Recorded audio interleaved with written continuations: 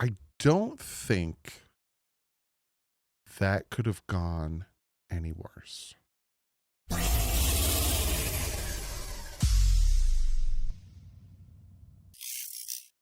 What is up, Finn fans? I am sorry you guys had to watch that game because holy crap, was it putrid. Absolutely disgusting. And I'm going to talk about it. Unfortunately, I'm going to talk about all of it. It was bad. It was real bad. But you know what's not real bad? Our sponsor, Sleeper. Go check them out. It's the only bright spot on today is the way the Sleeper app worked. It was so much fun to go through it. I was going through it with the scores. You can do your over-under for cool different statistics. I got the Pick'em League. Go check it out. Link in the description. You get 100% up to on your first $100. But golly gee willikers, that was horrible. We'll go into stats. I don't even want to go into stats. Tua, 14 for 23, 1 touchdown. Where's the yards? Give me yards. What are you doing? 14 out of 23, 114, 1 touchdown, 2 interceptions, a 51.7 complete passer rating. He was trash with a capital T. Like so bad that you know when you take the trash out and it did, like you made chicken that night or the night before, like you just put a new bag in and you made chicken and you had to cut the fat off the chicken, right? And then you put it in the trash, but it was the very new trash bag. Then you pile trash on top of it and then you open your trash to like throw something else out. You're like, and it's the chicken on the bottom is just horrible and your trash is just reeking. That's how bad Tua played.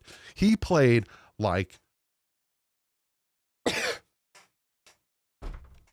trash. He was garbage. The worst I've seen with my eyes. I haven't seen that bad quarterback play in a very long time. It was bad. Devon Achane, 7 carries, 55 yards, 78 yards rushing. Tyreek Hill, 4 catches for 40 yards. Jalen Waddle, 4 catches for 30 yards. Devon Achane, 3 for 20. He had the touchdown. He fought his butt off to get that touchdown. Big old fat garbage time touchdown. Tua also had a fumble that he lost because he doesn't know how to contain the ball. We had 1 sack on the day. 1 sack on the day, and it was from Bradley Chubb. And it wasn't even just Tua that was trash. The defense couldn't stop anything. It couldn't stop anything. Nothing. Zilch. Nada. Trash. The whole team was garbage. Daniel Jones, 22 for 29, 272 yards and a touchdown. He was playing out of his mind. Jonathan Taylor, 18 carries, 71 yards. DJ Giddens, 12 carries for 41 yards. Daniel Jones, 7 carries, 26 yards. He had 2 rushing touchdowns. Michael Pittman Jr., 6 catches, 80 yards and a touchdown. Tyler Warren, that I said, you got to watch out for him, 7 catches for 76 yards. You know who scooped up the fumble from Tua Tagovailoa? Xavier Howard. Xavier Howard. Oh, brother, this guy stinks! What is going on with this? I keep the soundboard. I'm keeping the soundboard plugged in. I'm going to incorporate it into the videos because, God, that sucked. They had 3 sacks on the day. Nick Cross with the sack. Kenny Moore the second with the sack. And Samson, I'm going to butcher his last name, with a sack. Interceptions from Bingham and Latu. The defensive lineman got a sack. He dropped back into coverage and an interception, and he intercepted Tua. It was bad, like bad. Every single one of the Colts drives ended in points. Every single drive ended in points. Total yards, the Colts had 418, the Dolphins had 211. First downs, the Colts had 27, the Dolphins had 12. Penalties, the Colts had more penalties. Third downs, the Colts were 7 for 15, the Dolphins were 5 and 10. Time of possession, 38 minutes 43 seconds to 21 minutes and 17 seconds. Every single Colts drive ended in points. Tua played like hot garbage. Like I made the whole analogy. He played trash. The team, garbage. Garbage. The defense, where did the pass rush go? What happens? What happens? What was I saying all season long? If you don't address the secondary, you got to have a pass rush. And I kept hearing people say, well, Doug, if the pass rush was really good, then the secondary wouldn't be that big of a problem. Where did the pass rush go? Why am I seeing Jalen Phillips and Bradley Chubb drop back into coverage? What? There was a fourth down play. Let me see if I can find it. I took notes. Let me see if I can find it. There was a fourth down play. It was like 4th and 1. Where is it? 4th and 1. And we had a Fatu Melifonwu covering the receiver, but the Fatu Melifonwu was in the middle of the field. The receiver was over here. It's 4th and 1. We send a blitz, and a Fatu Melifonwu is in the middle of the field, and the receiver's butt naked open off the snap. You just throw it to him. It wasn't just the offense. It was the defense. You know what was good? You know what was good? Special teams. We're very good at kick returning. I'm telling you that. Estridge, Taj, we're very good at that. Outside of that, trash. Offense, trash. Defense, trash. Coaching, trash. Mike McDaniel, I don't give 2 farts out of a donkey's butt. I just made that one up. If it's game 1, I don't give a crap. If I'm the owner of the Miami Dolphins, and after last year, starting 2-6, they fall back in 6-2, I don't give a crap. After sitting down with Mike McDaniel and giving him another shot, I'm going to give you another shot. You come out and you get mollywopped 30-0, because the 3 points and the 8 points, they don't mean nothing. 30-0, and you put that on the field, you're fired. You're gone. I'm firing Mike McDaniel now. If I'm Stephen Ross, I am talking to Mike McDaniel and saying, what was that? Are you kidding me? On offense, you get a penalty for 12 men in the huddle? How many times did we have to call a timeout because we almost had a delay game? We should have had a delay game penalty. We should have had one. But of course, we got lucky there. Why are the play calls coming in so late? Like, it is ridiculous. If you're going to have motions, you need to get the play calls in a time so that the motion can happen until it can still assess the defense. It's been a problem for his whole tenure as the Dolphins head coach. Give up the play calling. He won't. He's stubborn. He won't give up the play calling. Fire him. This team that I saw play football today, now obviously they can get better. Anything could change. All of a sudden they can get their heads out of their butts. I've seen a Cincinnati Bengal team do just as bad, and all of a sudden they play really well. Will they? Probably not. I'm not putting any money on that one. But this team that went on the field today, I don't see them beating anyone this year. Not a one. Like, I'm looking at the scores right now. Pittsburgh is losing to the Jets 32-31. New England's losing to the Raiders 20-10. At least New England could put 10 points up. Jets put up 32. They're going to destroy us on Monday Night Football. Our defense couldn't stop anything.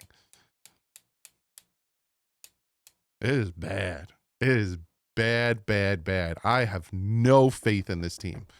Zero faith in this team. And, like, how do you come out week 1? And then the jinx of all jinxes, everyone talking about McDaniel's never lost an opening game, and the Colts haven't won an opening game in 11 years, and yada, yada, like the jinx of jinxes. And then you come out and that's what you put on the field. First quarter, field goal, interception. Second quarter, touchdown, fumble, touchdown, punt, field goal. Third quarter, interception, field goal, turnover on downs. Fourth quarter, touchdown, hey, we scored a touchdown. Field goal, end of game. Like, I'm trying to give, like, bright spots, Doug. What is a bright spot you could say for this game? I like the way Ollie Gordon ran in his few snaps he got. He actually like fights hard and he's hard to bring down and tackle. That Devon Achane touchdown was really nice. It was like a 4th and 12 from the 12-yard line. And I really liked how he fought to get that touchdown. Rasul Douglas almost had an interception. So I feel a little bit better about him being in there. Outside of that, the secondary was getting torched. Storm Duck was getting picked on. It's another situation where I get told, you know, it's just this, Doug. It's just March. It's just this. Don't worry about it, Doug. The secondary was a problem, man. We knew the secondary was a problem from jump. And the secondary was still a problem. We make stops and then like running into the kicker on Judon. Like, come on. 4th and whatever, and they convert. You know, it's 1st and 30. We get a holding penalty on Minkah Fitzpatrick, and they get a first down, which kick rocks on that. How are you going to negate you give them an automatic first down? Like, make it a 5-yard penalty. And that's it. Like, kick rocks on that. What else there? Oh, Tyreek Hill. Not going to knock him too much because the whole team sucked, but why is it every time there was a play that involved Tyreek Hill, he took himself out? Like that one pass down to like the 6-yard line, he didn't catch it and couldn't get his foot down. He takes himself out. And then there's another play where like they threw him the ball and then he takes himself out. Why does he keep taking himself out after every play that I see him on TV? One of them, I thought he had a concussion, but like outside, like why does he keep taking himself out? Too many injury scares. Like Storm Duck is probably done for the year. It looks like he hurt his knee or his ankle. Jalen Waddle looked like he hurt his shoulder. Tyreek Hill, like I said, looked like he had a concussion, but he came back in. At one point, Tyler Warren, I think it was Tyler Warren, broke Brooks and another guy's ankles. Two of our defenders just fell. Like,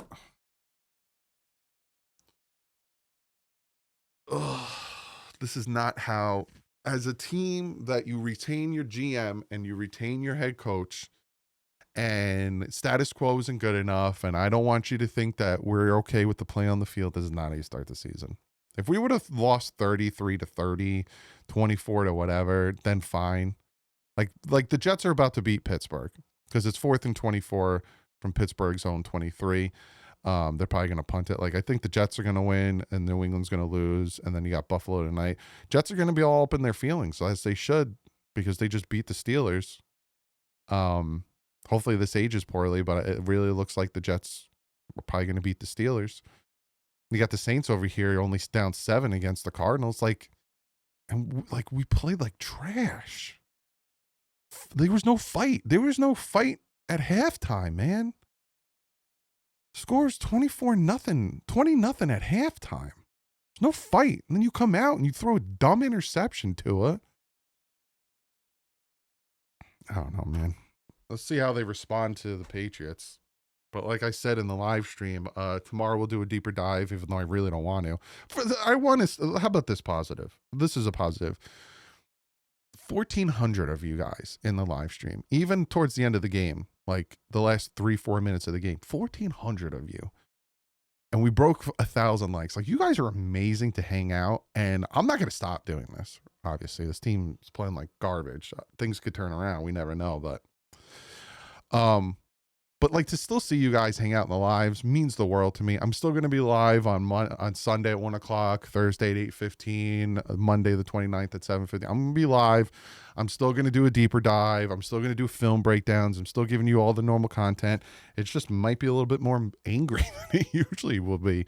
I will say though, with the film breakdowns, if I get copyright claimed, which I hope I don't, it's going to be on Patreon. So if you are a patron, look out for the film breakdowns. They'll be on there every Tuesday. But I'm going to upload it to the Patreon, and I'm also going to upload it here on Tuesday. Hopefully it doesn't get copyright claimed. We'll see how that all pans out. But hey, man, week 1, let's just keep saying that. It was only week 1. Bounce back. Let's see how they respond to adversity. Love y'all. Thank you so much for the support and hanging out. I will see you tomorrow. I'm going to take the day to just mentally decompress. But like usual, stay classy. Infants out.